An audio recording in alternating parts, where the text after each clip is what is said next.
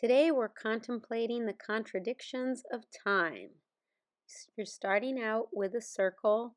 You can trace a circle, which is what I did in pencil. You can go right around it with marker, but we're going around that circle that's going to become the shell several times just to make that a bold, thick line, and then finding the center for where the hands are going to go. And you can decide whatever time you want it to be as you put your arrows on, just making sure you have a shorter and longer hand for your hours and minutes. I've switched into a smaller or thinner pen to do the snail itself, and it's really sort of like you're making a leg, and it's going to be like a foot coming out underneath the clock. So the clock is like sitting on the foot.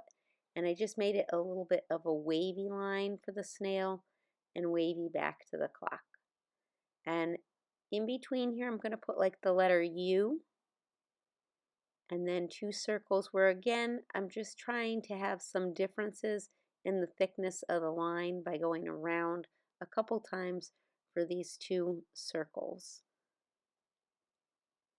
And the dots in the center for the eyes. And then you're thinking about your expression for time. I'm a little worried, so I put a frown face and then just some small little texture dots and lines in various places. Just because he's slipping, I'm putting a parallel line along the bottom of them. And again, I'll just put in a few more texture lines around and a little bit of shadow where that clock is sitting for the shell. And you could leave your clock just like that, but I'm going to go ahead and put in some of the lines where the time would be. So I'm thinking, right, the 12 and then the 6, and I'm going to add the 3 and the 9 as a little bit longer and thicker lines. And then I'm going to go back in and put in our 1 and 2, 4 and 5, 7 and 8. And you could definitely take more time for the spacing, but it gets your message across.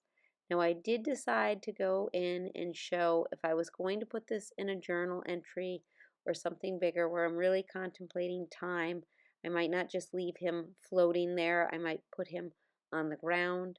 So I'm going to show just a little design that you might put into it where I'm just giving the space of the ground with the two parallel lines, and then I just put in some curved lines and I'm counting out like 1, 2, 3, 4.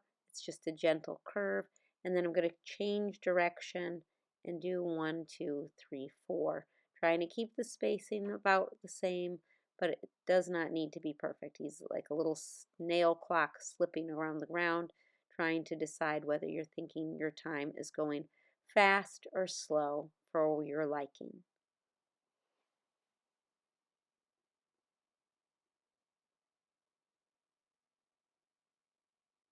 Even the slowest moments carry time forward. Thanks for drawing with me.